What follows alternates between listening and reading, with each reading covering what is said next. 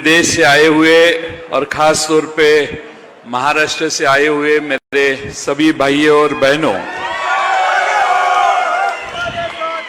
अमोल कोल्हे जी के भाषण के बाद मुझे लगता है अभी कुछ बचा ही नहीं है। इतना अच्छा भाषण उन्होंने दिया है और मुझे लगता है कि वो हमारी पार्टी की लाइन होनी चाहिए।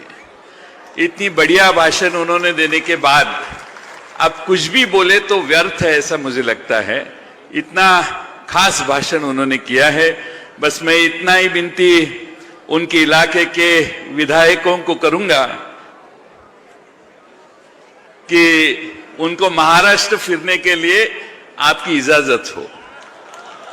हम सभी बार बार कहते हैं कि महाराष्ट्र आओ, तो मुझे वो कहते रहते हैं कि नहीं, मुझे मेरे कॉन्स्टिट्यूएंसी में जाना है। महंगाई, हमारे देश में एजेंसियों का गलत वापर, देश के 9 राज्य जो चुन के दूसरी तरफ से आए थे उनको गिरा के वहां पे अपनी सरकार स्थापित करने का प्रयास। 8 साल में तरक्की कितनी हुई इसका अब तक हिसाब नहीं दिया। और हमारे आसपास के दूसरे देशों से अगर हम तुलना करते हैं तो हमारा देश पाकिस्तान से ऊपर है, लेकिन अन्य देशों के पीछे है। ये वास्तविकता हम कब एक्सेप्ट करेंगे, ये सबसे बड़ा सवाल है। साहब ने भाषण में कहा कि 2004 से 2014 तक हमारी इकोनॉमी 150 गुना बढ़ी और 2014 से 22 यानी करीबन 8 साल में ये इकोनॉमी सिर्फ 44% से बढ़ी। ये बहुत बड़ी बात है कि हमारी यूपीए की सरकार जब देश में थी तो मनमोहन सिंह जी का मार्गदर्शन था, नेतृत्व था। आदरणीय पवार साहब कृषि मंत्री थे और उस कार्यकाल में जो निर्णय 2004 से 14 साल में लिए गए वो महाराष्ट्र के ही नहीं, पूरे देश के कृषि विभाग में जो किसान हैं उसके तरक्की के लिए कारणीभूत हुए। और इसीलिए ये जो तरक्की 140-150% हुई, उसका सबसे बड़ा कारण मैं समझता हूं कि देश के किसानों की उसमें तरक्की हुई। आज हमारे मंजर भूपाली जी ने बहुत बड़ा यहाँ पे कविता रखे एक मार्गदर्शन किया। उन्होंने कहा, जब से गूंजे हैं यहां अच्छे दिनों के नगमे, जब से गूंजे हैं यहां अच्छे दिनों के नगमे, हर तरफ शहर में महंगाई नजर आती है।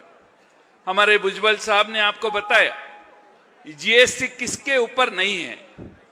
मैं बार बार जगह जगह कहता हूं कि जब इस देश में किसान खाने को बैठता है, आम आदमी खाने को बैठता है, सामने बेटा लेके बैठते हैं, बेटा, बीबी और घर का प्रमुख बैठता है। जब 3 लोग बैठते हैं तो वो आज समझते हैं कि चौथा जीएसटी का थाली भी वहां रखा है और जीएसटी के कारण केंद्र सरकार भी खाना खा रही है। इस देश में कुछ मर्यादा गरीबों के लिए रखने की आवश्यकता थी।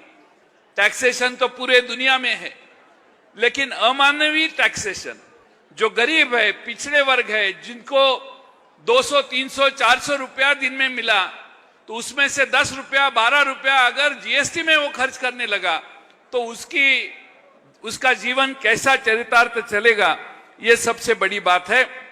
मुझे लगता है कि देश में राष्ट्रवादी कांग्रेस पक्ष का रोल बहुत बड़ा है। सबने यहां मेरे पहले कहा है कि हमारे देश में आदरणीय पवार साहब जैसा नेतृत्व एक सभी को मार्गदर्शन करने के लिए काम कर रहा है। पूरे देश उनके पास आशा से देख रहा है। मुझे पूरा विश्वास है कि आदरणीय पवार साहब की ऑर्गेनाइजेशन स्किल देश में बढ़ोतरी के लिए, इकोनॉमी में बूस्ट लाने के लिए उनकी जो इच्छा है, वो सारी उन्होंने जो प्रयास पूरे आयुष्य में किए हैं वो बहुत बड़े प्रयास है। और इसीलिए देश चाहता है कि वो मार्गदर्शन देश को करे। मैं ज्यादा नहीं कहूंगा, लेकिन आज पूरे देश से यहां लोग आए हैं। हमारे देश में राष्ट्रवादी कांग्रेस बढ़ने के लिए ऐसे हमारे कन्वेंशन का उपयोग होगा। पूरे महाराष्ट्र में से काफी लोग यहां पे आए हैं। महाराष्ट्र का प्रदेश का अध्यक्ष ये नाते जो भी हमारे लोग यहां पे आए हैं उनका आभार मैं यहां व्यक्त करता हूं।